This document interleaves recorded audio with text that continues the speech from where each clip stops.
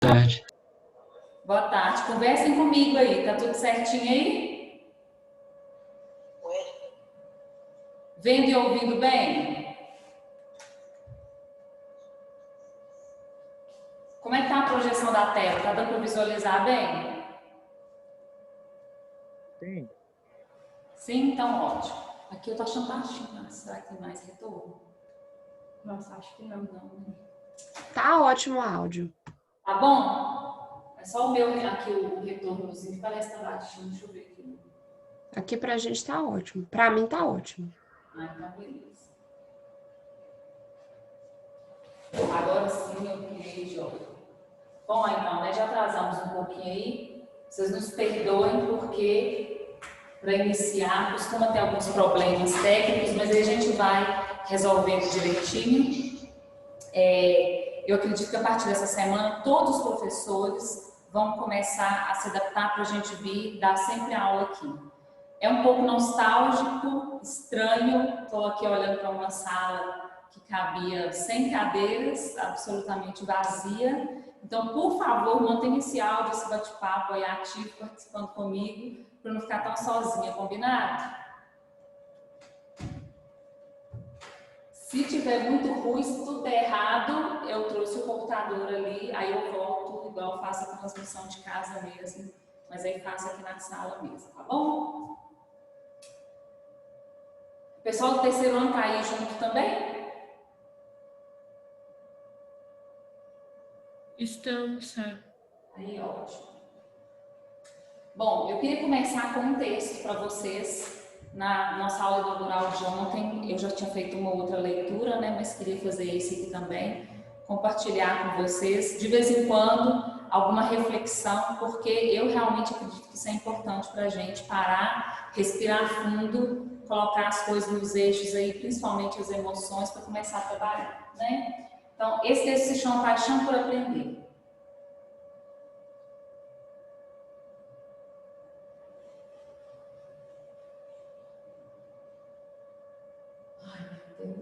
Chiquita.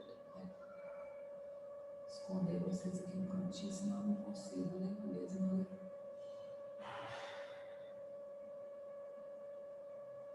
Por quê? Qual criança não faz essa pergunta? Não só essa, mas tantas outras perguntas invadiram essa cabeça aqui desde pequenino. Já nas primeiras letras, nos primeiros escritos, livros coloridos saltavam aos meus olhos e eu me perguntava, ao olhar, a minha tela está um pouco no cantinho.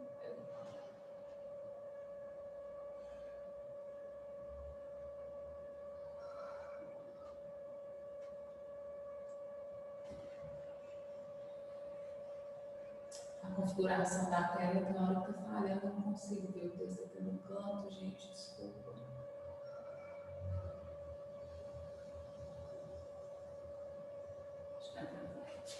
Vou lá em cima que ele vai desde pequenino. Já nas primeiras letras, nos primeiros escritos, livros coloridos saltavam aos meus olhos e eu me perguntava, ao olhar cada um deles na prateleira, o que será que tem lá? O que será que não vi? O que será que não sei? Inconscientemente, no fundo, eu sabia que ali havia o infinito. O conhecimento é inesgotável e com o passar dos anos, só descobrimos o que Sócrates já dizia. É necessário reconhecer nossa ignorância e assim abrir espaço para aprender. Reconhecendo sempre que quanto mais buscamos, mais temos a sensação de nada saber. Isso é paixão. Paixão por aprender, por buscar caminhos para conhecer o outro e a nós mesmos, para fazer melhor e ser melhor a cada dia. Essa é a paixão que move o mundo. Cria linguagens, descobre vacinas, leva o homem a viajar pelo universo. Essa é a paixão que nos leva a apreciar a arte e fazer cálculos. Essa é a paixão que nos liberta de erros do passado e constrói o futuro. Eu continuo com muitas perguntas. Espero que continue assim. Reescrevi minha história buscando em graça e em conhecimento, nas perguntas que não cessavam, nas dúvidas e curiosidades que se multiplicavam, encontrei não uma resposta exata, suficiente e definitiva, mas a grata consciência de que, na trajetória, a paixão por aprender mudou meu mundo. Eu realmente espero, gente, seja você aluno já nosso, meu aluno, meu conhecido, você é aluno de qualquer outro professor, você tenha gostado ou não, teve afinidade ou não sei como é que foi o seu processo com a língua portuguesa, com as linguagens, com a redação, já escrevo, estou cansado de fazer dissertativo argumentativo, ou não, nunca fiz um texto parecido com isso, estou com maior dificuldade, não sei por onde começar, seja qual for sua situação. Eu citei Sócrates ali porque é uma premissa que eu acredito extremamente válida que ele trazia. Nós precisamos entender que nós não sabemos de nada para conseguir aprender alguma coisa. Todas as vezes que eu me sento diante de algum lugar para fazer uma leitura, para ouvir alguém palestrando, falando, explicando alguma coisa, eu me coloco nessa postura de quem deseja aprender. Porque a maior dificuldade que um professor tem é conseguir ensinar uma pessoa que não deseja aprender, ou que se fecha, que se trava, que não quer adquirir nada a partir daquilo, ou que olha para aquilo sem paciência, já estou cansado de ver isso não funciona. Então nós precisamos abrir um pouquinho mais os horizontes, descobrir essa paixão, esse amor, esse gosto pelo aprendizado, porque eu acredito que ele vai ser o principal caminho para vocês alcançarem coisas muito boas nessa trajetória. Não precisa ser só lá no finalzinho, né? Na resposta final, no seu resultado de prova, mas que seja um prazer descoberto ao longo da trajetória, nos momentos mais difíceis. É óbvio, uma vez o professor Pachecão disse numa palestra dele assim: gente, eu sou normal, que criança que gosta de ficar sentada horas estudando, que adolescente, que jovem, que ser humano que acha incrível ficar horas sentado estudando. O prazer não é no momento, o prazer é no resultado. O que eu aprendi a partir disso? O que eu ganhei a partir disso? E aí as notas, as consequências, elas vêm em seguida, né? A partir desse momento que a gente entendeu a importância disso. Estou vendo uma pessoa com a câmera ligada, muitíssimo obrigada, viu, Núbia? Já ia falar para esse povo, eu não vou pedir, não vou clamar, não vou começar me humilhando, chorando desesperadamente para que alguém ligue a câmera, para ver quantos iam me fazer essa gentileza. Mas é um trabalho que nós vamos sim cobrar de vocês, pegar no pé, tá? Estou de olho aí, quero ver mais câmeras ligadas, por favor, começar a passar uma por uma aqui para eu ver se a tela deixar. Vocês estão vendo que está travada, né? Não estou passando ninguém. Deu um tilt aqui, pediu a Adal para dar uma mexida, mas essa tela está um pouco desconfigurada e o touch não está no lugar certo que a gente gostaria que ele tivesse. Deve ter ficado esses dias parado aqui e não deu para mexer nisso. Mas, gente, a escola está com, esse ano, nós começamos 2021 com as turmas ligando as câmeras, cobrança da secretaria, dos professores o tempo inteiro, nós vamos insistir nisso. Nós sabemos que vocês são adultos, são alunos de um curso livre, preparatório para vestibular, mas nós vamos manter esse padrão. Que não seja pela gentileza, que seja pela obrigação, é obrigatório manter a câmera ligada, tá bom? Entendido? Por favor, pro bem de vocês. Larissa vai ficar na cola aí pedindo para ligar. Obrigada, viu, Luan? Deixa eu ver se eu consigo aqui agora achar o outro slide. Peraí. Vou abrir aqui.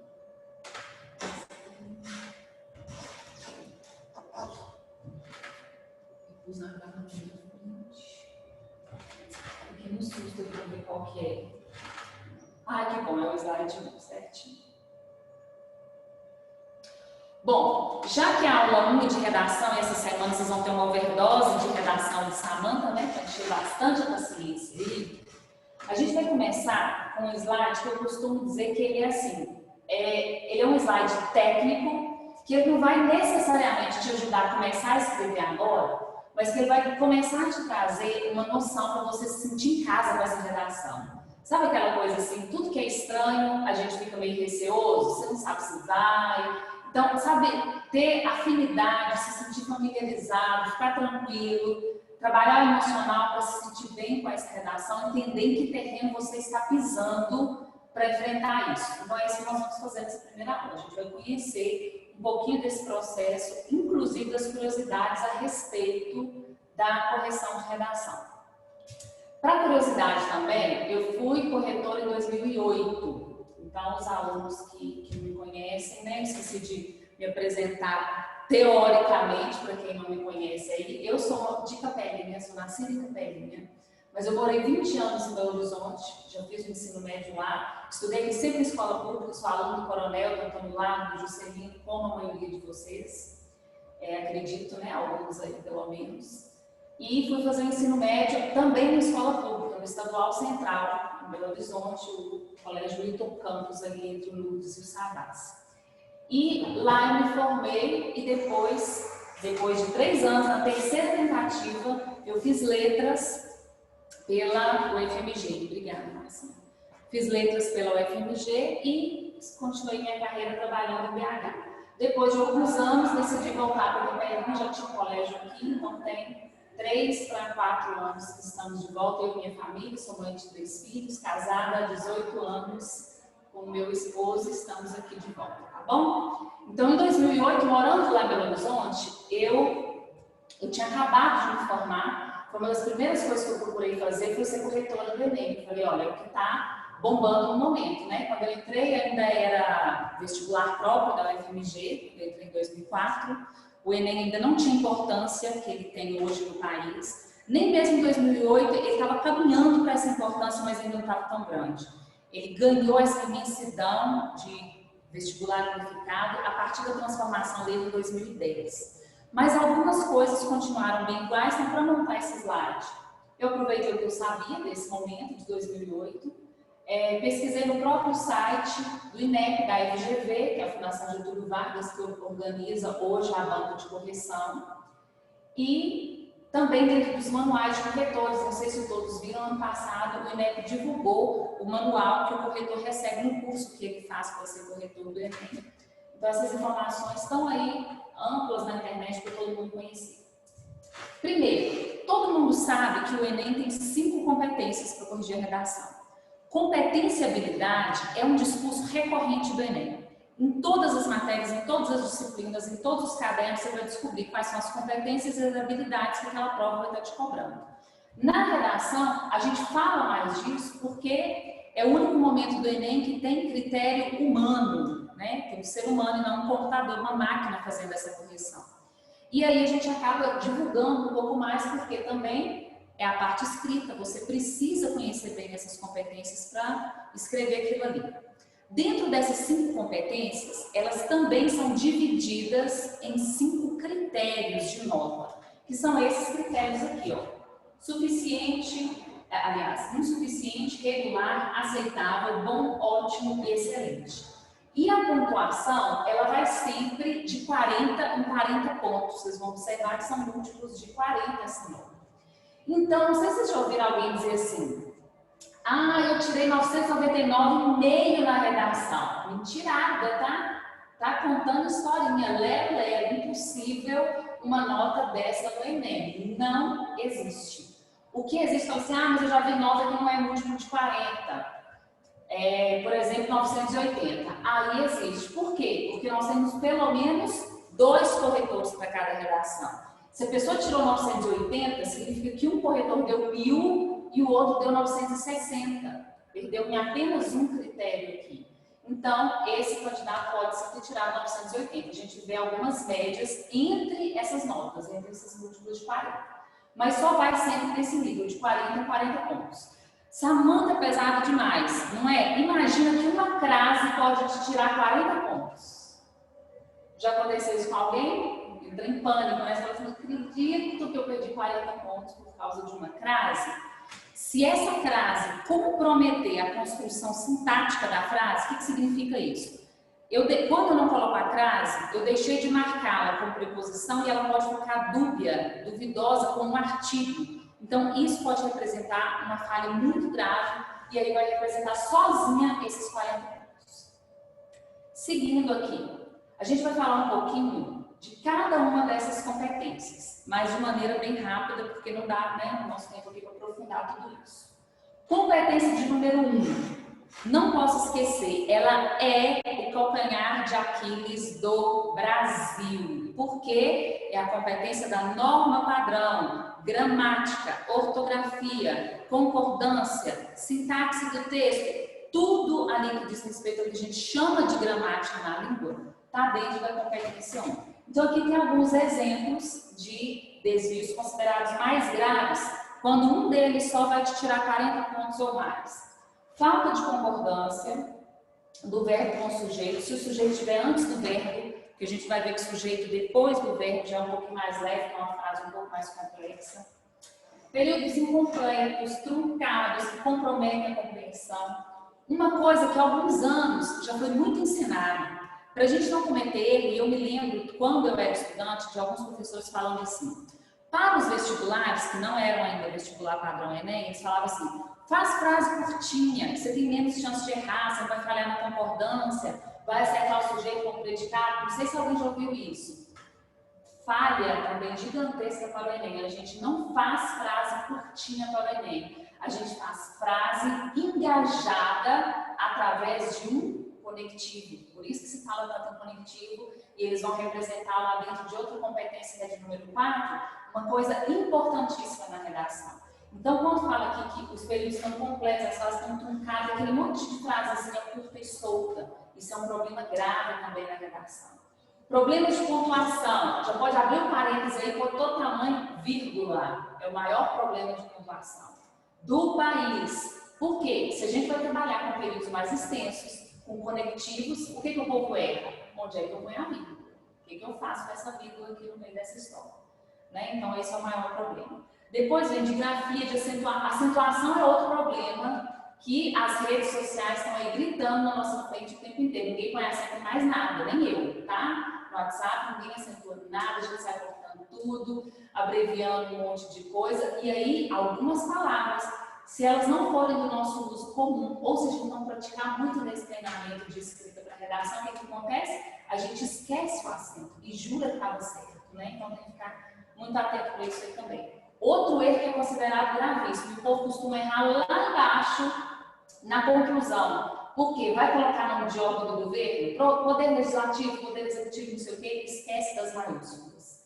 Então, até coisa óbvia, assim, é claro que eu sei usar maiúscula, nome próprio, início de frase, mas e os órgãos? Quanto que eu uso, quanto que eu não uso, que órgão tem maiúsculo, que grupo vai ter, então ficar atento a isso também, depois a gente vai falar mais sobre isso.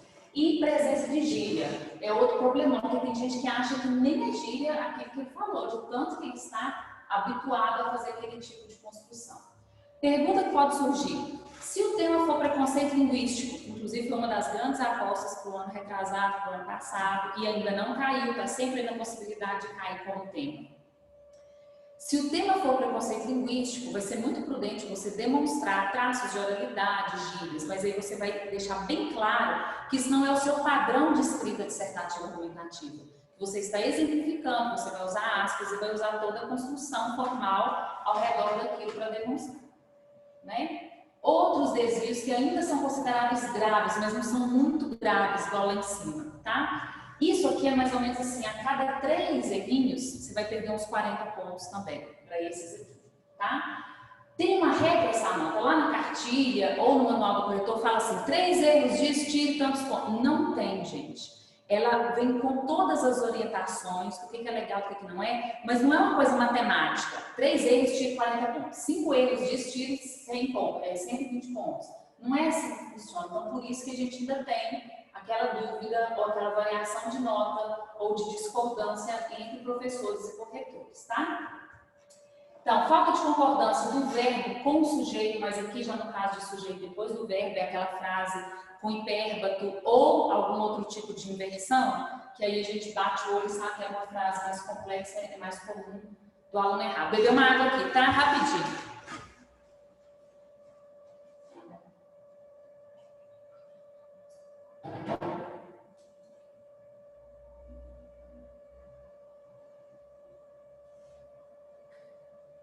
Tem um rabisco verde aí na minha tela, mas eu não vou nem me arriscar a apagar, porque eu tô com medo de apertar o negócio aqui e ele se configurar de novo, não estou deixando ele para lá, tá?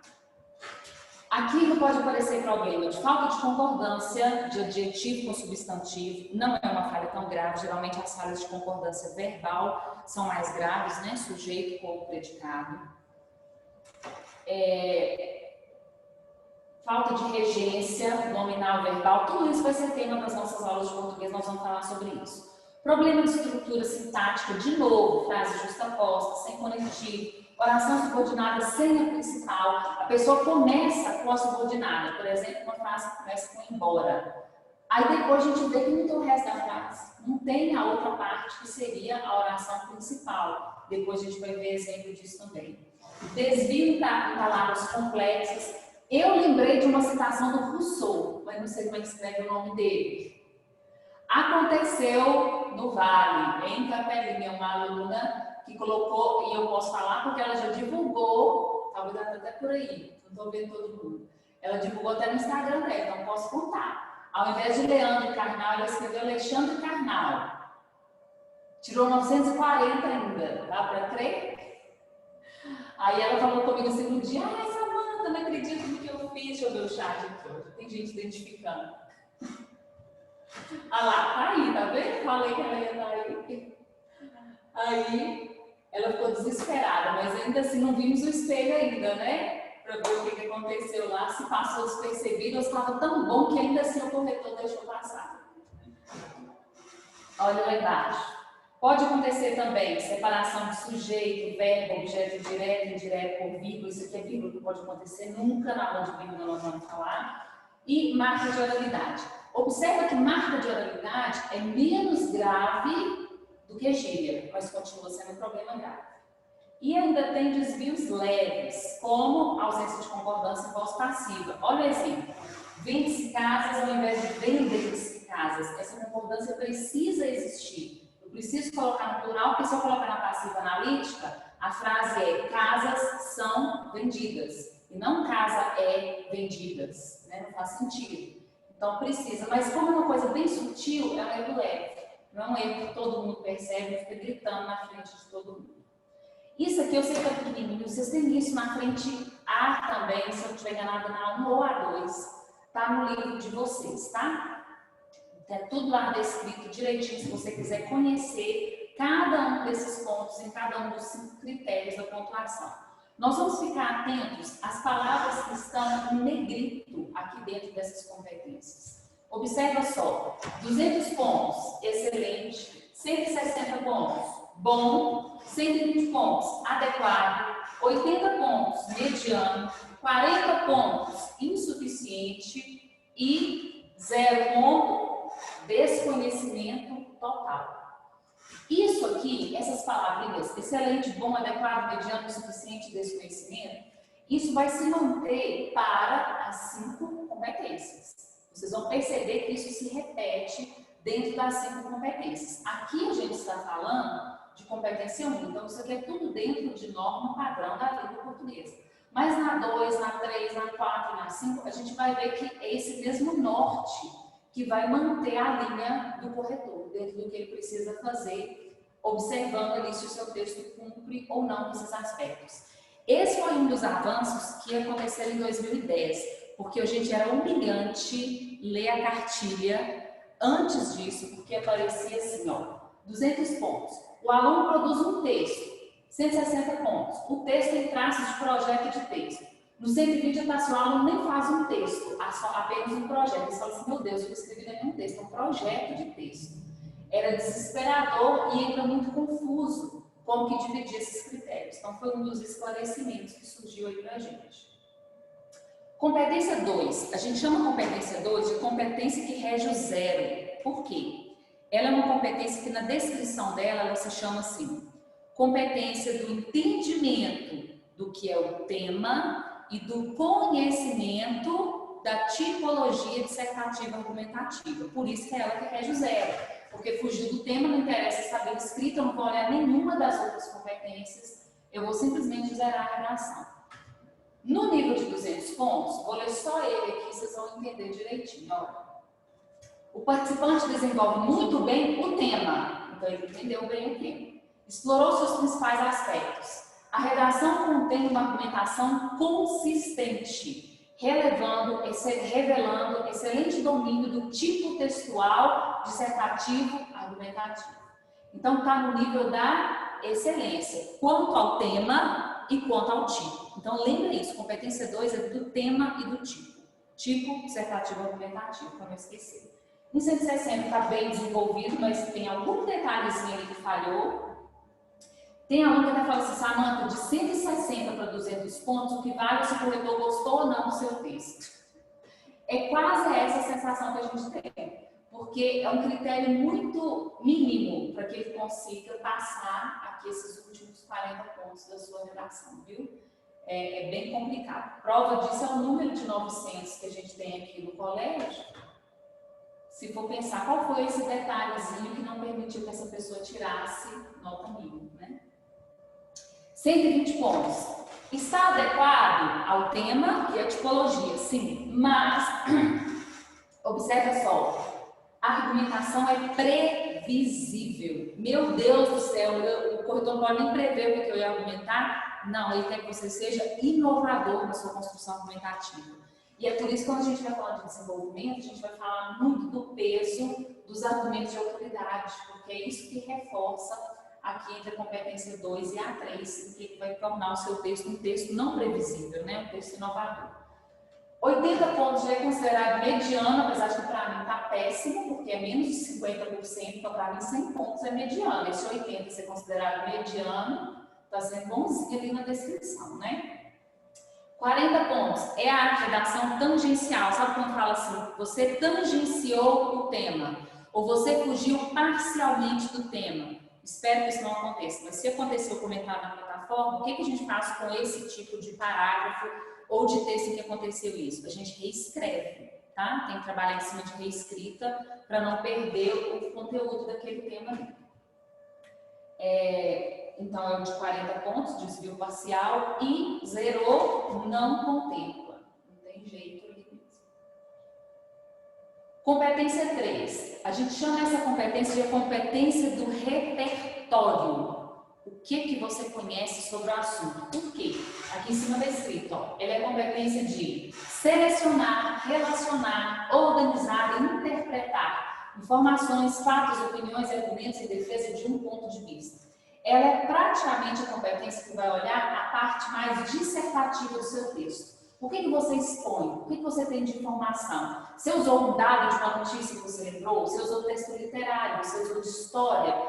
Você conseguiu lembrar da citação de um sociólogo? Você usou a fala de um médico? Então, usa a escolha, a seleção dos argumentos, a relação que você faz entre eles é mais avaliada aqui na competência 3. Observe que nos 200 pontos, o que está em negrita é que ela precisa ser consistente e há aqui a palavra autoria. É o texto que a gente bate o olho e fala assim, nossa, como que é inovador, você é o autor de um texto, você não fez simplesmente uma cópia ou uma coletânea de um monte de coisas que você viu, você criou um texto novo. Então essa noção de autoria é muito importante para a competência de número 3. E as outras vai seguindo aquele mesmo sentido de ir tirando gradualmente a partir. Isso aqui é praticamente o que a gente vai resumir dentro dessas 3 competências, 1, 2 e 3. Evitar as frases fragmentadas que comprometem a estrutura lógico-gramatical, porque você pode comprometer essas 3 competências com esse problema. Evitar também sequência justaposta de ideias, sem encaixamento sintático, reproduzindo hábitos de oralidade, frases com apenas orações coordenadas sem principal, emprego equivocado do conector, que não estabelece relação lógica entre os 2 trechos e prejudica a compreensão. Principal erro nisso aqui é usar contudo ou todavia na conclusão. Gente, não pode. Eu sempre brinco até gesticulando, falando assim, acho que por causa da palavra todavia e contudo, a pessoa tem uma sensação de que é tudo, né? Depois de tudo que eu disse, vou fechar tudo. Só que não significa isso. Contudo e todavia são sinônimos de mas, de porém, de entretanto. Se você inicia a conclusão com um desses, você está criando uma oposição no seu último parágrafo, na hora de fechar o texto. Então, vira um problemão que pode comprometer essas suas 3 competências. Então, tem que tomar cuidado com isso aí. Evitar também Emprego do pronome relativo sem preposição quando obrigatória. Quando a gente fala de pronome relativo, vocês vão ver o que é isso. Sabe quando aparece lá nas quais, com quais, em qual, em que, por que, a preposiçãozinha antes desses relativos, aí a gente vai ver na aula de preposição o que não é legal fazer. Repetição ou substituição de palavras sem se valer dos recursos oferecidos pela língua. Pronome, advérbio, artigo e sinônimo. Gente que repete demais também é um problemão que compromete tudo. Competência 4. Aqui ficou pitidica.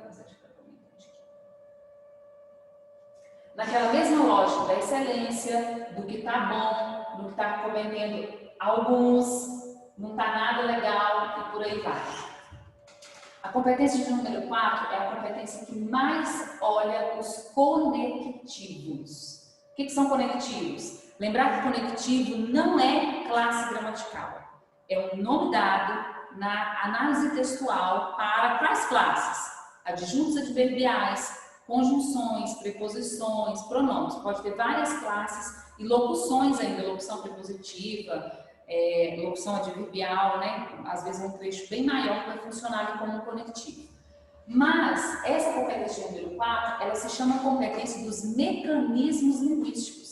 Então, é o que você usa, por isso que é os conectivos. Estabeleceu uma relação explicativa, usou esse aqui. Estabeleceu uma interação, colocou em primeiro lugar, em segundo plano. Então, é essa competência que vai olhar como você conecta um argumento com o outro. É isso que vai estar aqui na competência de número 4. Na 5, antes de ler lá o que está escrito nessa competência de número 5, nós vamos olhar algumas coisinhas aqui. Esses 3 pontos praticamente resumem o olho clínico do corretor quando ele pega a sua redação. Primeira coisa que ele olha, tem proposta de intervenção ou não tem? Porque é possível fazer uma conclusão sem proposta de intervenção. Só que a competência número 5, ela não é sobre o parágrafo conclusivo. Ela é a competência da TI. Se não tiver proposta de intervenção, se você estiver aqui no campo da ausência, você zera essa competência. Mesmo com todo o texto muito bom e uma conclusão que retoma a tese, que fecha bem o assunto, tá tudo bonitinho. Se não houver proposta de intervenção, você zera essa última competência. Então, é obrigatório escrever uma proposta de intervenção.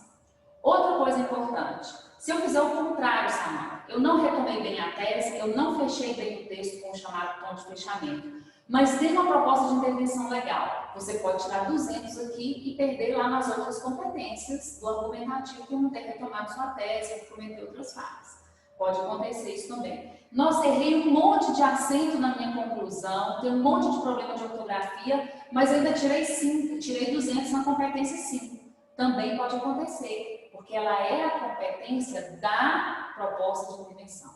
Se você errou acento, ortografia, você vai perder ponto na 1, talvez na 2, na 3, mas você não vai perder aqui na 5. Aí você tem que olhar a sua proposta, exclusivamente. Depois, se ele analisou, tem ou não tem? Tem, ok. Essa proposta é explícita ou implícita? Ela deve estar aqui, ó. Explícita, clara, expressiva, evidente, objetiva. Vai fazer isso? Quem vai fazer? O que vai ser feito? Como vai ser feito? Para que vai ser feito? Ela precisa responder tudo isso para mim. Depois, na aula de conclusão, a gente fala mais dos gomifes e desses elementos.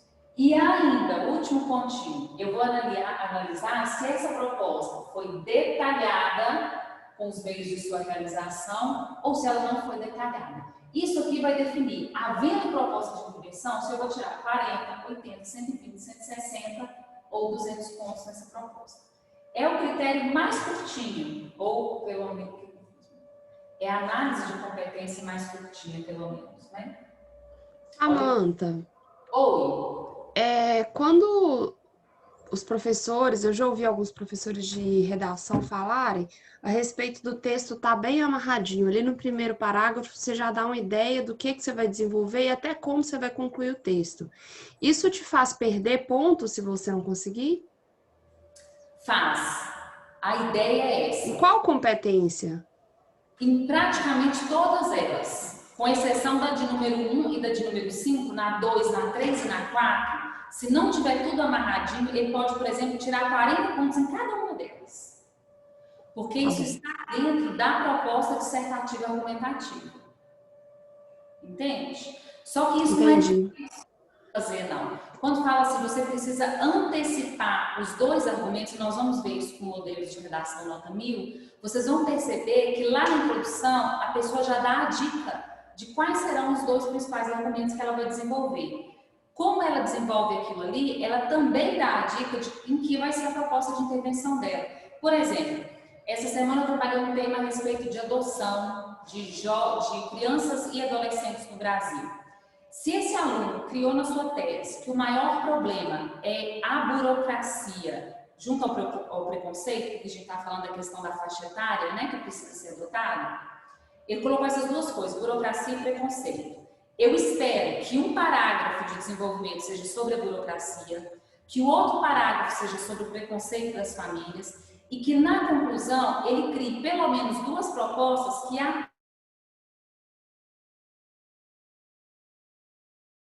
do governo ou de algum órgão do governo que vai resolver a burocracia, e ele vai ter que ter um convívio da sociedade, da família ou da mídia que vai intervir na questão do preconceito. Entendeu? Entendi, entendi. É isso que faz com que o texto esteja todo amarradinho.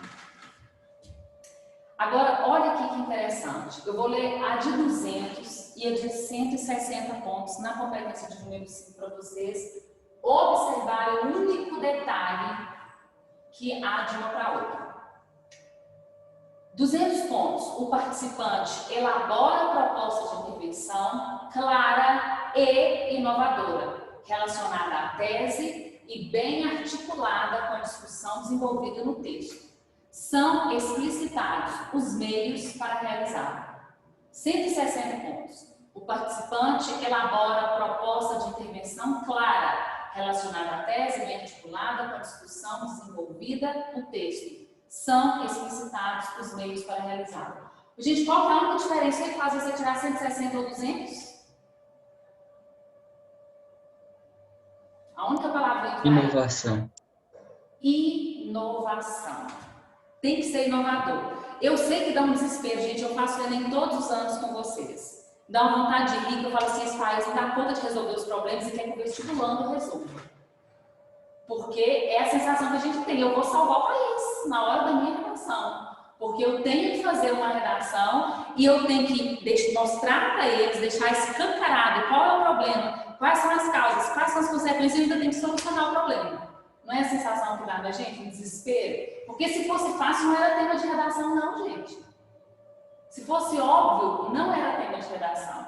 Então, é exatamente por isso que precisa ser inovador.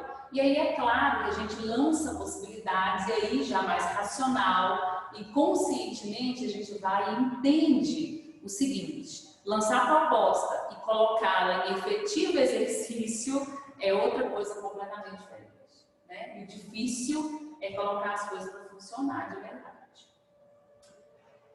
Bom, aqui tem um resuminho de tudo que eu falei, não vou nem ler isso com vocês, depois eu mando o slide aí no grupo para vocês darem uma lidinha, né? Deve ser bem escrita, adequada à norma padrão. Eu falo que não vou ler porque daqui a pouco eu estou lendo tudo, então pula ela. E vamos para as curiosidades. Eu sempre falo dessas curiosidades porque eu já fui estudante, eu sei que isso fica permeado na cabeça da gente, e a gente quer entender essa coisa, eu pelo menos gosto de entender como que as coisas funcionam para mergulhar naquilo de cabeça. E aí, é essa parte aqui que é exatamente sobre curiosidades. Primeira coisa que tem aqui é uma informação, presta atenção nisso. O critério de correção das redações do Enem é líder de reclamações dos estudantes que participam do Exame Nacional. A impossibilidade de solicitar revisão de nota e de descobrir o motivo da redação ter sido zerada deixa os estudantes inconformados, fazendo com que alguns até entrem na justiça para rever a nota, mesmo sabendo que a chance de sucesso é pouca. Então, primeira coisa que nós temos que ter em mente: não existe processo de revisão de nota do Enem. Não existe previsto em edital. Por quê? Alguns concursos no país, quando lançam um concurso público, por exemplo, para um cargo no tribunal, em algum órgão público, ele já sai no edital com os anexos de folha de revisão ou de recurso. É padrão que o país tem esses recursos. O Enem, não sei se pelo tamanho da prova, não sei qual a razão, não consigo explicar isso para vocês. Mas não existe previsto em edital recurso para o Enem. Simplesmente não existe. Então a gente já tem que trabalhar com essa possibilidade, porque tem um povo já com a cabeça de advogado, ele já faz a prova pensando que ele vai entrar em recurso. Então, gente, quem for muito aí do direito, você não vai entrar com recurso nenhum. Você pode, Samanta, mas eu posso procurar o Ministério Público e depois entrar na Justiça. Pode. E existe esse tipo de processo? Existe. Não previsto pelo edital, mas tem gente que recorre. Demora anos para sair resultado, na maioria das vezes, a resposta é indeferido. Ou seja, você não teve sucesso. O que eu quero dizer com isso? Jogar um balde de água fria em vocês na primeira aula? Não. Eu quero dizer com isso que vocês vão estar super bem preparados para essa prova e não vão precisar ficar pensando em recurso. O nosso objetivo é esse. O nosso foco é esse. Samanta, eu vejo tanta nota variável e eu também. Às vezes eu olho uma redação nota 1000 que eu não daria 1000. Às vezes eu olho uma redação 960 que eu daria 1000. E assim eu tenho certeza que são todos os professores do Brasil lá fora. O que eu tenho que pensar? Se eu pegar o corretor mais bonzinho ou mais rigoroso, eu vou tirar a nota que é o meu objetivo. Porque eu estou bem preparado para isso. Assume isso. A gente vai pensar dessa maneira para fazer boa redação. E a plataforma vai dar muito essa imagem para a gente, que termina o ano, é muito engraçado. Eu tenho aluno que é assim. Ainda bem que a plataforma, porque senão na mão eles estavam com ódio de mim, né? Tem aluno que termina o ano com ódio da plataforma. Tem aluno que ama a plataforma. Tem aluno que briga com ela inteiro no final e fala assim, não foi bom para mim. Então eu falo, graças a Deus que nós temos a Redigir, porque senão eu era o alvo dos ataques terroristas. E aí a gente consegue ir administrando melhor essas coisas. Na Redigir tem recurso, tá? Quem ficar muito inconformado com a nota, muito desesperado, Samanta, lê isso aqui de novo para mim, esse corretor tá doido, e às vezes eu leio lá e ele tá doido mesmo. E aí a gente entra com recurso e a nota melhora um pouquinho, ou não melhora nada, mas pelo menos você sabe que foi lida de novo e tá tudo certo, tá? Como que são corrigidas essas redações? Primeiro, aqui tem um monte de coisa, eu vou explicar rapidinho, já vou mostrar o quadrinho que resume para vocês. O que está de mais importante aqui é isso, ó. Sempre vai haver 2 corretores para essa redação. Se a nota em uma das competências tiver uma discrepância ou uma diferença maior que 80 pontos, ou na somatória final tiver também uma discrepância maior que 100 pontos, essa redação vai para um terceiro corretor, tá? E aí, tem um esqueminha aqui que vai mostrar isso e aí a gente pode ir direto para ele para ficar bem claro para vocês como é que funciona o negócio. Então, todo mundo, a maioria dos candidatos vão passar por esse processo aqui na parte de baixo. Você escreveu a redação, esse corretor lê esse lê, sem contato, tá? Não sabe a nota que o outro deu, eles não têm a menor relação, não existe discussão sobre nota, questionamento, nada. Não tem contato com o que o outro fez. Não houve discrepância, soma as notas, faz a média aritmética entre as duas, você tem seu resultado.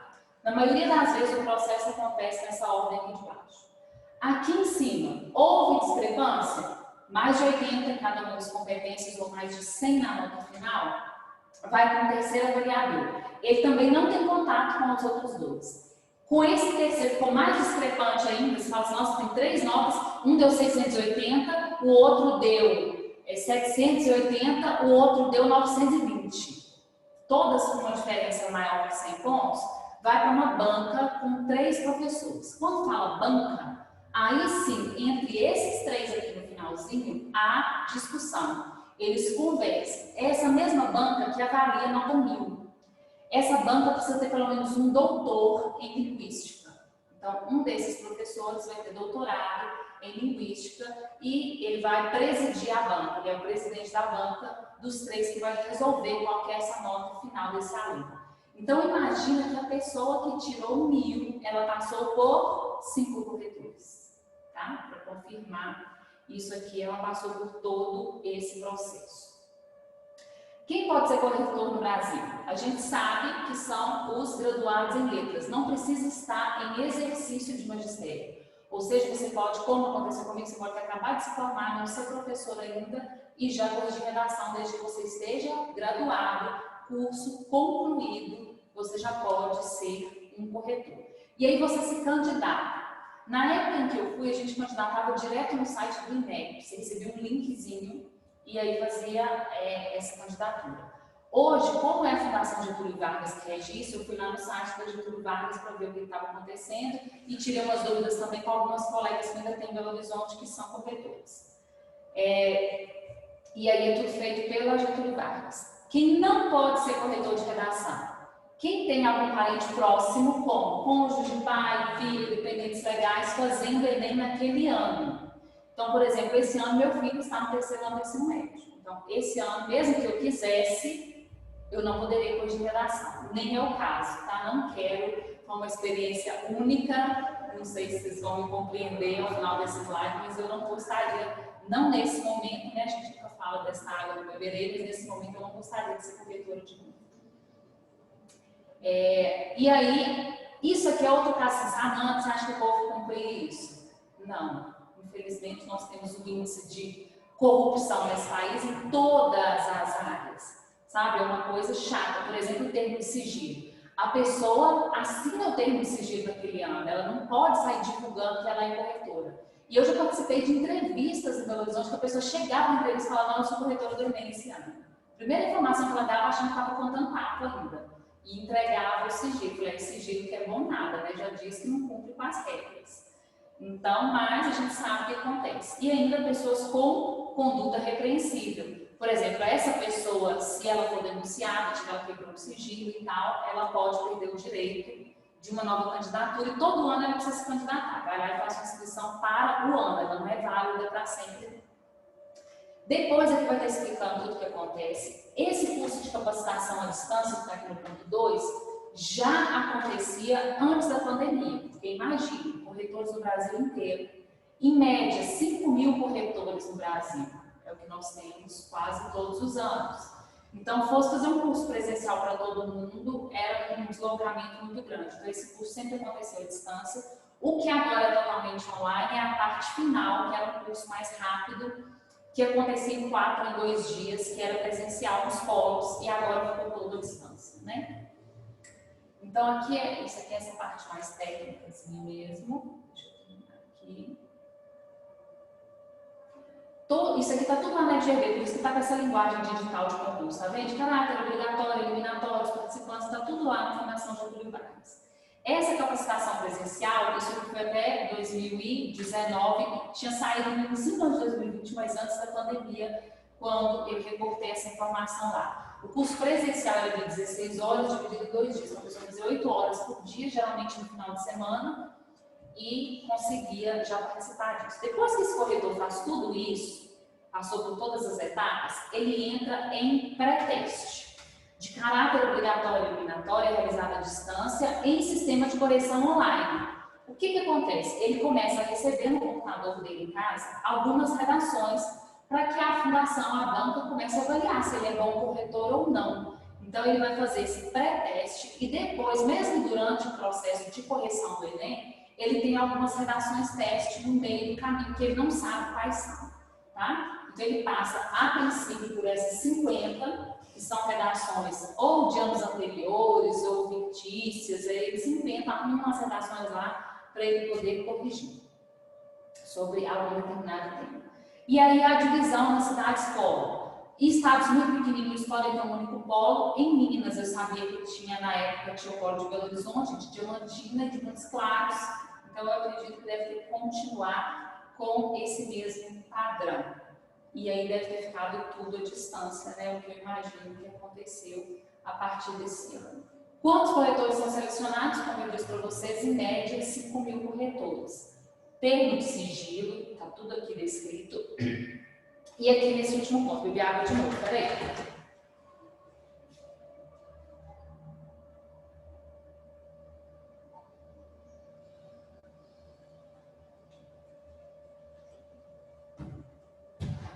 Olha só, ele se compromete a fazer o mínimo de 100 redações por dia e o máximo de 200. Esse é o padrão.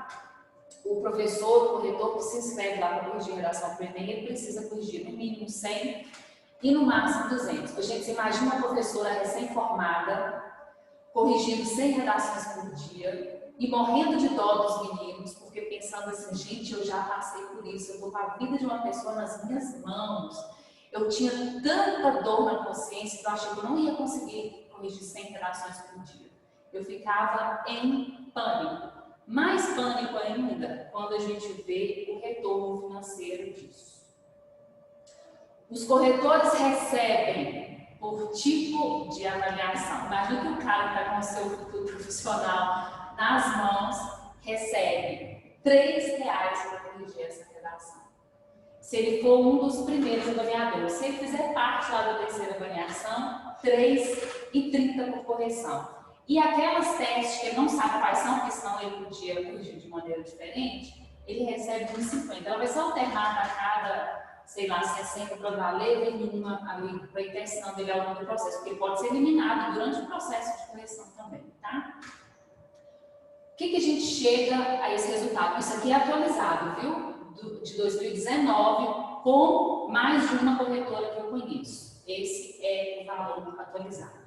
Se você pensar que precisa corrigir no mínimo 100 por dia, ele faz R$ 300 por dia. Aí você, com o pensamento de estudante, sem filho para criar, sem muita conta para pagar, você pode pensar assim, se eu ficar uma semana corrigindo isso, R$ 300 por dia, eu faço até um pezinho de meia para tirar as férias de janeiro. Tem muito corretor que faz isso mesmo. Mas eu confesso para vocês, para quem já tem uma rotina de trabalho, em escola particular, professor que está com a rotina toda tumultuada, que já tem muito o que fazer, tem outras coisas muito mais rentáveis do que corrigir redação para o Enem. Então, é um outro problema que nós temos. Eu acho que nós teríamos, não estou querendo ser preconceituosa, conheço excelentes corretores, mas eu acredito de verdade que se isso fosse mais bem valorizado, nós teríamos sim os melhores profissionais de linguística fazendo essa correção, né? Aí vocês imaginam como que fica a situação. Quando eu fiquei sabendo, na época que eu corrigi era uns 70 por redação. Então imagina que em 11 anos chegou a R$ 3, mas mesmo assim, gente, é uma coisa absurda para tudo que é. Se você pensar só em quem faz a inscrição do Enem como pagante, pagando uma taxa de 82, foi a última taxa? Acho que foi isso, né? R$ 82 de inscrição, alguma coisa assim. E aí o corretor receber R$ 3 por cada uma daquelas redações é brincadeira, né? Só para a gente fechar esse aqui, deixa eu ver como é que eu estou de tempo, eu vou até, agora é a segunda aula, vou até 3h40, não é isso? É a escrever mal que se aprende a escrever bem. Samuel Johnson já falou para nós tudo. Porque se você acha que você escreve muito mal, prática, prática, prática. Redação para o Enem é exercício, é treino, é cansaço, é exercício físico manuscrito mesmo, tá? Porque se fosse por talento, eu já falei isso várias vezes, você escrevia texto literário. Agora, texto técnico, dissertativo, argumentativo é treinamento, é um trabalho de exercício e a gente precisa trabalhar, exercer, e não significa, como eu falei ontem na apresentação com vocês, não significa escrever vários temas e jogar todos para lá. Significa, às vezes, trabalhar em cima de mesmo tema. Recebi um resultado que eu não gostei, vou reescrever, vou olhar isso de novo, vou mexer nisso aqui. Então, uma por semana é o tempo médio ideal que eu calculo aí nos meus 12 anos de profissão, para não te deixar saturado, hipercansado com isso, e para você ter tempo de refletir, degustar naquele tema mesmo, ver o que você falhou e o que você brilhou para dar conta de repetir. Porque tem gente que vai bem no resultado e não dá conta de repetir aquilo de novo. Porque foi tão espontâneo, tão esporádico, que ele fica com dificuldade de manter aquilo como padrão. Então é importante a gente ter esse tempo para compreender bem isso aí, tá bom? Vocês querem tomar uma aguinha aí também? Respirar fundo para eu ir, eu posso ir embora aqui no embalo. Vou beber água aqui já vem, tá? Que eu vou colocar o outro slide aqui para vocês.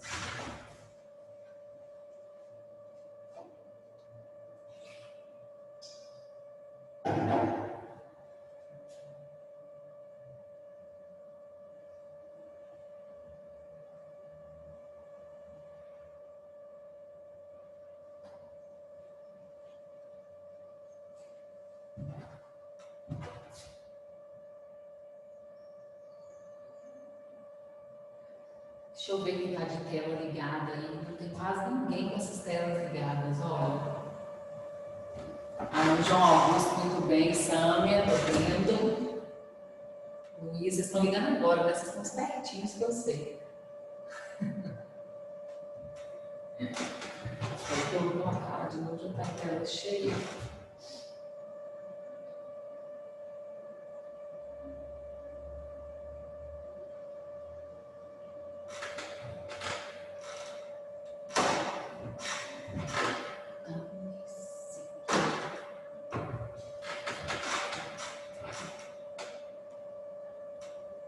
Fui deixando tudo aberto na lição, porque essa tela estava tão doida. Deixa eu ver se é essa. Não, aula 3, nem é da aula essa aqui, oh meu Deus. Piorou. Voltando bem.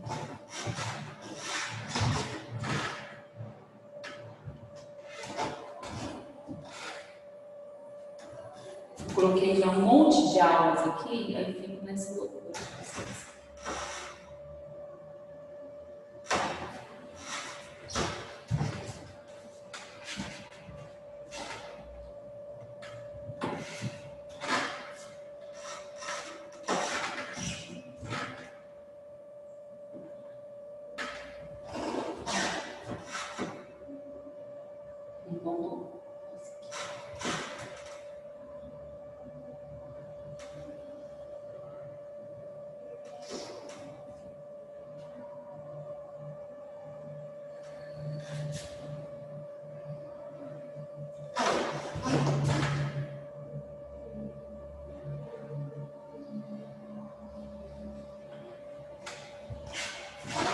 Essa tela tá toda, como é que vocês ficaram aqui pra mim? Oh, meu Deus.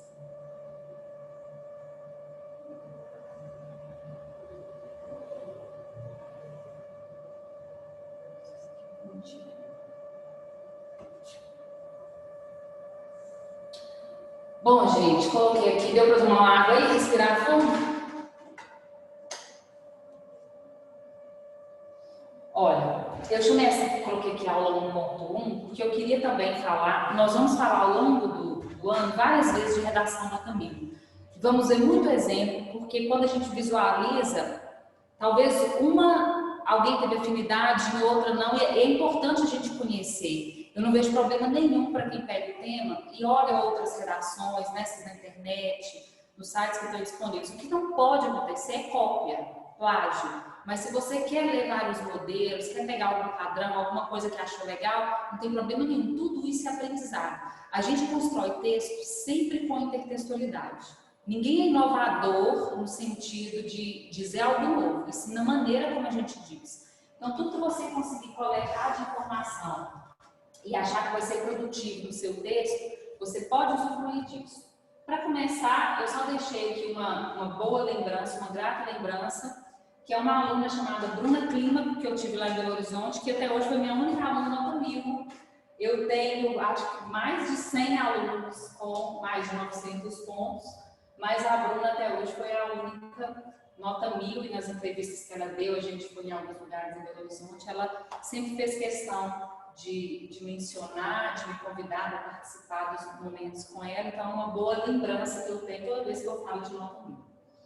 Aqui embaixo, esse aqui está fresquinho, pesquisei essa semana, aí dentre os 28 únicos, né, gente? Porque se a gente pensar na quantidade de gente que fez e que faz Enem todos os anos, o número de nota 1000 é sempre muito pequeno, mas esse ano me assustou, apenas 28.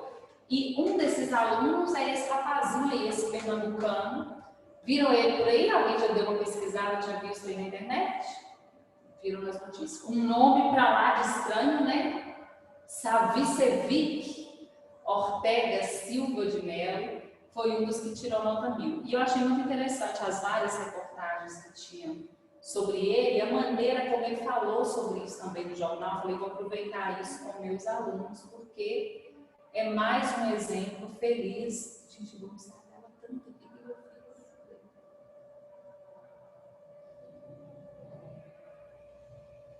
Agora ficou só a Luísa aqui, só tô vendo você, Luísa. Olha, o Toad tá doidão, né? Deixa eu falar. O segredo é nota 1000. Daí você deve se perguntar, qual o segredo? Eu te digo, perseverança. Foi a resposta desse aluno. Essa é a chave que abre todas as portas que de início parecem ser inalcançáveis. A nota 1000 é uma dessas portas que pareciam ser impossíveis de alcançar. É gratificante poder inspirar muitas pessoas, principalmente nesse momento tão difícil que estamos passando. A pandemia desmotivou muita gente que estava correndo atrás dos sonhos. Que não seja motivo de desmotivação para vocês. Que seja visto como oportunidade. Mais um motivo para a gente pensar em fazer diferente. Olha as dicas que esse mesmo aluno deixou lá também, está lá no site do UOL, coloquei toda a referência aqui para vocês, e que coincide muito com aquilo que eu sempre falo e defendo para vocês aí com muita frequência. Ele colocou assim, ó, numeradinho, 5 dicas. Primeiro, a internet está repleta de conteúdo de qualidade de forma gratuita. Muitos canais do YouTube de professores excelentes buscam democratizar o acesso à educação de qualidade. E é verdade, não só os nossos aqui, o acesso, vocês são privilegiados, nós somos privilegiados, mas a gente tem muita informação. Quantas vezes eu mesmo posto um videozinho na plataforma, mostro uma coisa que eu achei legal, divulgo aí entre os alunos o que a gente tem disponível para isso. Depois, a segunda dica é acreditar que é possível. Eu trocaria só de ordem, colocaria em primeiro lugar. Acreditar que é possível é a primeira chave. Quando eu passava morando em Belo Horizonte, como eu contei para vocês que eu passei no terceiro ano, depois de formada, porque aconteceram aí depois onde a gente conversa, né, faz a aula de bate-papo, curiosidades da vida alheia, coisa que não é hoje. E aí, em uma das tentativas eu passei na primeira etapa, não passei na segunda, aliás, na primeira eu não passei nada, nem na primeira etapa. Na segunda eu passei na primeira etapa e não passei na segunda, que era a prova aberta, 4 dias de provas abertas. E eu não passei na prova aberta de língua estrangeira, para fazer letras lá, você já tinha que fazer a língua estrangeira de prova aberta, eu não passei nessa prova. No terceiro ano, da terceira tentativa, é que eu consegui fazer todas as provas abertas, inclusive de língua estrangeira. E aí, uma coisa que eu sempre dizia, eu pegava um ônibus que passava pertinho do campus da Pampulha. E eu olhava lá para dentro, via aquele povo circulando assim, e falava, se tem gente estudando lá, eu posso. Se fosse impossível, não tinha ninguém, o prédio estava vazio. Se tem gente lá, eu posso. Se tem gente que tirou nota 1000, você pode, né? Outra dica importante é conhecer as competências, acabamos de fazer um pouquinho disso. Quarta dica, enriqueça o seu acervo de repertórios. É a nossa próxima aula, repertório sociocultural. Através de leituras, aulas, filmes, séries, etc. Tudo. A conversa com seu avô tem extrema importância. O livrinho de literatura que ninguém queria ler, todo mundo deu resumo na escola, a professora de literatura morreu de ódio, mas fingiu que não estava vendo, tem importância. O que você gosta, te diverte, bate papo, sai no jornal todo dia, você tem que dar pelo menos uma olhadinha lá nas atualidades, tudo constitui repertório, então fique atento a tudo ao seu redor, tá?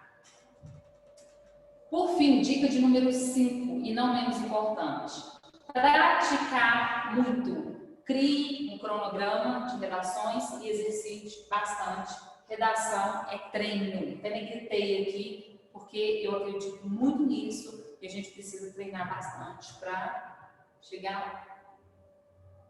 Ah, meu Deus, o que eu fiz? Entrei no óculos. E agora eu vou fechar a aba do óculos, socorro. Olha todos desse vídeo. Onde está? Não fechou nada. Não, por aqui não deu.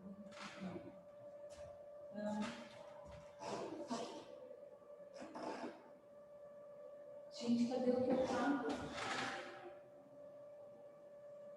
Estão vindo de casa? Estou sentindo aqui.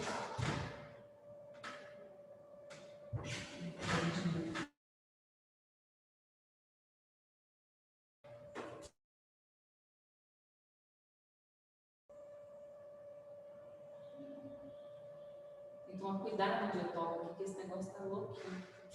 Bom, e aí, né, já que esse slide se chama nota 1000, Eu peguei uma de 2019 ainda, não é? Eu queria a do menino, mas ela não estava divulgada lá na internet. Não vi nenhuma ainda, acho que pelo fato de não ter aparecido ainda o chamado espelho da redação, né? A imagem lá das redações. O pessoal foi com medo de divulgar o rascunho, ter passado alguma coisa diferente, não sei. O que acontece também.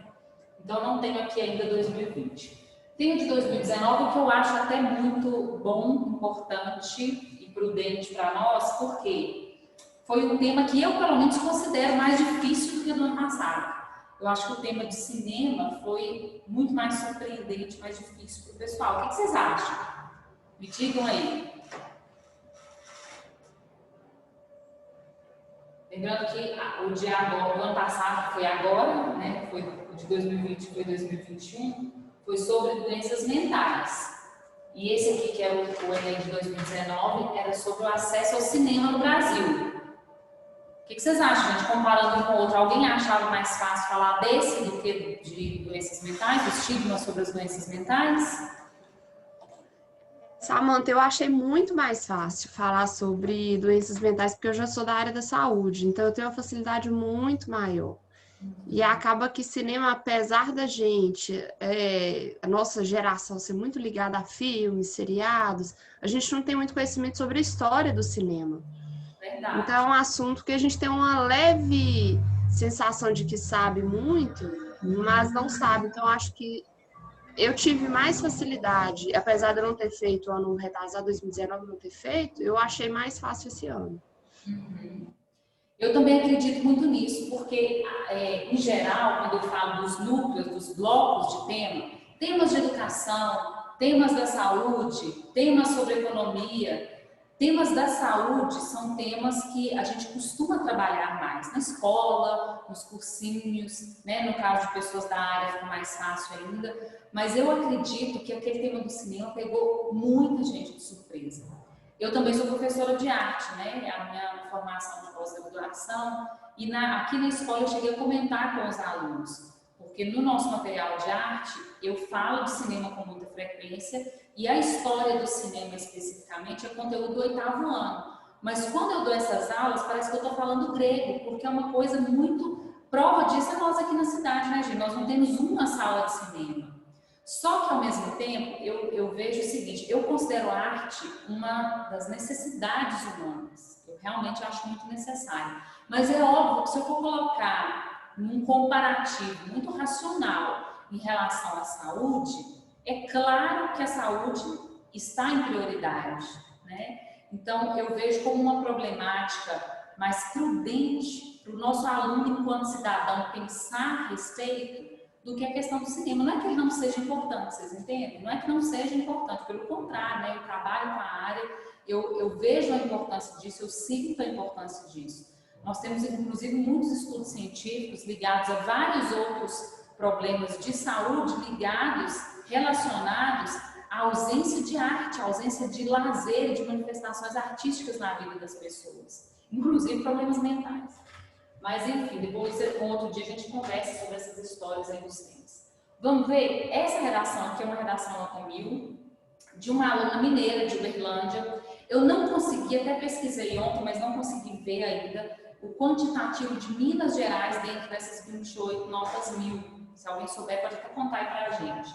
Mas, geralmente, a gente fala com muito orgulho que é mineira, aquela coisa de inflar o peito, sabe? E falar, eu sou mineiro, porque... quase sempre, todos os anos, nós temos o maior número de notas 1000 nos Enems aí Brasil afora. E essa é uma aluna de Uberlândia, uma mineirinha também. Está aqui separado em cada slide por parágrafo dela. Então, nós vamos ver introdução, desenvolvimento 1, desenvolvimento 2 e conclusão. Então, primeiro, ao longo do processo de formação da sociedade, o pensamento cinematográfico consolidou-se em diversas comunidades. No início do século XX, com os regimes totalitários, por exemplo, o cinema era utilizado como meio de dominação à adesão das massas ao governo. Embora o cinema tenha se popularizado posteriormente como entretenimento, nota-se na contemporaneidade a sua limitação social, em virtude do discurso elitizado que o compõe e da falta de acesso por parte da população. Essa visão negativa pode ser significativamente minimizada desde que acompanhada da desconstrução coletiva junto à redução do custo do ingresso para maior acessibilidade. Primeira impressão, depois a gente vai ter toda nessas aulas dessa semana ainda, um passo a passo de introdução, desenvolvimento e conclusão. Mas, a princípio, eu já quero que vocês fiquem atentos a algumas coisas. Olha a divisão de pontuações dessa aula. Você tem um período, aqui até comunidades, você tem o segundo aqui até governo, você tem o terceiro, bem grandão, né? Esse maior aqui até população, e você tem o último, que é o que a gente chama de tese, de frase-tese, ou seja, é aqui que está o problema ou a problemática que ela antecipou para mim, que ela vai desenvolver isso nos seus 2 parágrafos de desenvolvimento. Principalmente, eu vou pensar em núcleo, e marcar nesse texto aqui quais são os núcleos disso aqui, eu tenho o seguinte, olha, desconstrução coletiva e a questão da acessibilidade, a questão do preço do ingresso da acessibilidade. Está tudo bem feitinho aqui. Esse início dessa introdução é uma introdução que a gente chama do resgate histórico. Nós vamos falar na aula, nos slides de introdução, de quais são as estratégias introdutórias, qual que você vai escolher. Às vezes você usa mais de uma, sim, mas aqui é visível que pela construção ela vai fazer um resgate, tá vendo? Ao longo, no início, referência de tempo, século XX, um pouquinho de história, mas observa que não tem nada muito específico na introdução, com uma data específica, com um nome específico. Ela faz esse resgate e traz, isso também é chamado de linha do tempo, uma linhazinha do tempo até trabalhar bem. Vamos ficar atento a essa última frase e vocês vão trabalhar com mais ou menos essa ideia. 3 a 4 períodos, vou falar período e não frase, para você entender que ali dentro pode ter mais de uma oração, né? Então pensa aí, dividido até os pontinhos, então 4 frases ou 4 períodos, sendo que a última aqui vai ser a sua tese, o seu problema, aquilo que você vai defender com os seus argumentos, qual é o seu ponto de vista. Tranquilinho até aqui, gente? Tranquilo. Então, vamos ver como é que está esse primeiro desenvolvimento. Em primeira análise, é evidente que a herança ideológica da produção cinematográfica, como um recurso destinado às elites, conservou-se na coletividade e perpetuou a exclusão de classes inferiores. Nessa perspectiva, segundo Michel Foucault, filósofo francês, o poder articula-se em uma linguagem que cria mecanismos de controle e coerção, os quais aumentam a subordinação. Sob essa ótica, constata-se que o discurso hegemônico introduzido na modernidade moldou o comportamento do cidadão, a acreditar que o cinema deve se restringir a determinada parcela da sociedade, o que enfraquece o princípio de que todos os indivíduos têm direito ao lazer e ao entretenimento. Desse modo, a concepção instituída da produção cinematográfica como diversão das camadas altas, o cinema adquire o caráter elitista, o qual contribui com a exclusão do restante da população. Observe primeiro o conectivo inicial do parágrafo, a gente vai trabalhar com essa ideia. O conectivo geralmente é uma locução adjetiva, vírgulazinha, começa com o que a gente chama de tópico frasal ou de afirmação inicial. Depois ela vem com o que a gente chama de elemento comprobatório e o tipo de argumento usado, que nesse caso é um argumento de autoridade, comprobatório no sentido de comprovar. Quem que vai comprovar o que eu defendo? Vou pegar um cara de peso, né? Filósofo, peguei Foucault, lembrei da citaçãozinha dele. Indireta, tá vendo que não tem aspas? Parafraseada, não precisa ser igualzinho ele escreveu lá. Trabalhei ali e concluo a minha parte opinativa. Observa como que tem mais conectivo aqui, quer ver? Aqui, ó. Desse modo, tal, fechei a minha opinião, que é o meu argumento a partir disso. Isso se encaixa, esse desenvolvimento aqui se encaixa perfeitamente com essa primeira ideia que estava aqui, ó. Desconstrução coletiva. Observa o vocabulário coletividade e observa toda a defesa de que há uma separação de classes também nesse aspecto do acesso ao cinema. Segundo desenvolvimento. Além disso, uma comunidade que restringe o acesso ao cinema por meio do custo de ingressos representa um retrocesso para a coletividade que preza por igualdade. Nesse sentido, a teoria da percepção do estado da sociedade de Émile Durkheim, sociólogo francês, abrange-se duas divisões, normal e patológico. Seguindo essa linha de pensamento, observa-se que um ambiente patológico em crise rompe com seu desenvolvimento, visto que um sistema desigual não favorece o progresso coletivo. Dessa forma, com a disponibilidade de ir ao cinema mediada pelo preço, que não leva em consideração a renda regional, a democratização torna-se inviável. De novo, conectivo inicial, uso da vírgula, sempre esse conectivo inicial de parágrafo, trabalhe com o chamado tópico frasal ou afirmação inicial, conecta de novo, olha, nesse sentido, elemento comprobatório, ou seja, comprovei com quem de novo. Ai, está repetitiva, né? Lembrou de dois franceses, dois filósofos sem graça nenhuma. Aí colocou de novo outro argumento de autoridade, conectou, seguindo essa linha, criou a opinião dela, que pode ser chamada também de corpus acusatório, e fecha com muita argumentação, com muita opinião, os dois períodos que se seguem. Isso aqui também é conectivo, visto que, dessa forma, esse entre frases no mesmo período, esse iniciando novo período, eu reformo dessa forma. Então, e tudo isso se encaixa... Volta lá na introdução, olha aqui. O custo do ingresso para maior acessibilidade fechou bonitinho, na minha ideia, aqui do segundo desenvolvimento. Ok, vamos ver como que ela consegue intervir nisso na proposta de intervenção.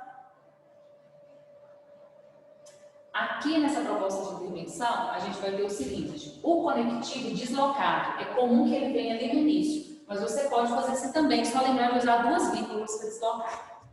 Depreende-se, portanto, a relevância da igualdade do acesso ao cinema no Brasil. Para isso aqui, depois eu falo, toda vez eu interrompo o negócio, não é para interromper, eu vou de novo. Depreende-se, portanto, a relevância da igualdade do acesso ao cinema no Brasil. Para que isso ocorra, é necessário que o Estado proporcione a redução coerente do custo de ingressos por região, junto à difusão da importância da produção cinematográfica no cotidiano, nos meios de comunicação, por meio de anúncios, a fim de colaborar com o acesso igualitário. Ademais, a instituição educacional deve proporcionar aos indivíduos uma educação voltada à democratização coletiva do cinema, como entretenimento destinado às elites, por intermédio de debates e palestras na área das ciências humanas, como forma de esclarecimento populacional. Assim, haverá um ambiente estável que colabore com a acessibilidade geral ao cinema no país. É da Alana Miranda, 22 anos, de Uberlândia. Como eu estava falando, essa primeira frase aqui a gente chama de retomada da tese. Preciso retomar antes de lançar a PI, que é a proposta de intervenção. Usa um conectivo conclusivo, logo, portanto, são exemplos, e aí ela retomou. Depreende-se, portanto, a relevância da igualdade do acesso ao cinema no Brasil. A frase tema também da redação te ajuda muito nisso. Para que isso ocorra, conectivo, começou a proposta de intervenção. É necessário que o Estado, primeiro agente, quem vai fazer isso? E aí vem, por tudo, se detalhando.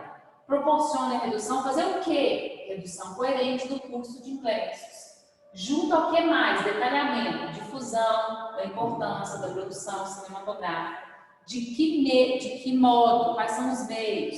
Nos meios de comunicação, por meio de anúncios. Com que objetivo? A fim de, me dá a ideia de para quê, pode ser trocado também por para quê. Qual é o objetivo, qual é o efeito dessa proposta? Colaborar com o acesso igualitário. Conectivo de acréscimo, lançar um outro gomífio, um outro agente nessa proposta. Ademais, a instituição educacional deve proporcionar aos indivíduos uma educação, lancei aqui, a instituição educacional, segundo agente. Qual é a proposta? educação voltada à democratização coletiva, exemplos, detalhamento, como o entretenimento destinado às elites, por intermédio de debates e palestras na área de ciências humanas, detalhou muito, especificou o que era para ser feito. Fechou tudo isso, não precisa ir até o efeito no segundo, se o primeiro foi até o efeito. Assim, último conectivo de uma frase que a gente chama de tom de fechamento ou manifestação de desejo futuro. Assim, haverá, é comum que essa frase venha no futuro por isso, um ambiente estável que colabore para a acessibilidade geral ao cinema no país. Observe como que tudo se fecha. Eu tenho uma tese, eu defendo os argumentos dentro daquilo que eu pus na tese e eu lanço propostas que vão resolver os problemas sobre os quais eu argumentei. Então, é isso que garante uma nota 1000. Fácil, gente? Diz aí, o que vocês acham?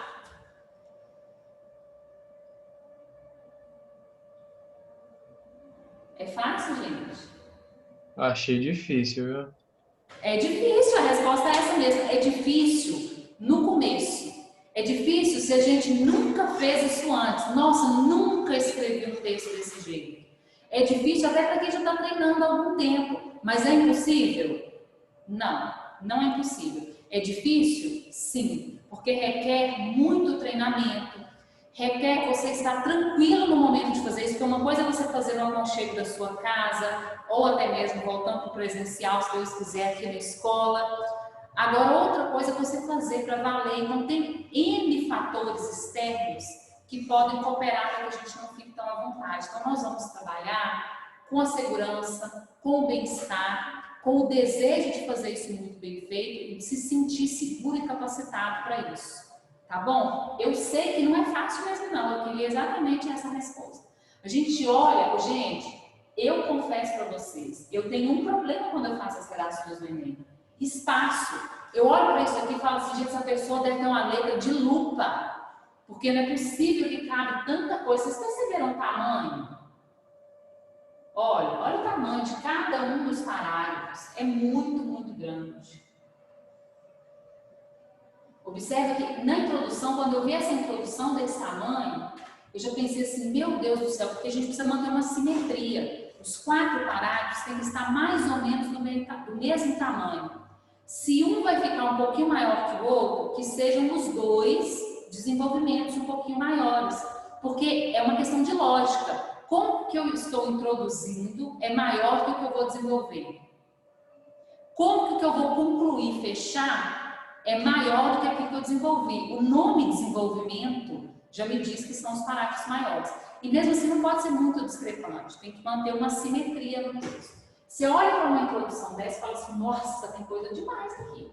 Quando você vê o desenvolvimento, você fala, meu Deus, esse aqui eu nem consegui pôr na mesma fonte, do mesmo tamanho, de tão grande que estava. Então, já é a primeira dica que eu vou trabalhar com vocês. Letra, caligrafia. Tanto o tamanho da letra quanto o espaçamento entre letras de uma mesma palavra e o espaçamento entre palavras. A gente precisa ganhar espaço para escrever muito, para conectar muito, senão o texto não fica legal. E aí, 3h34, eu tenho 6 minutinhos, mas eu já encerrei por hoje, acho que eu já falei demais na cabeça de vocês, né? Não será um adeus, vai ser um até logo, porque a gente se vê amanhã, depois. E aí a gente vai construindo isso aos poucos, tá bom? Beijo para vocês, fiquem com Deus e até o nosso próximo encontro. Até mais.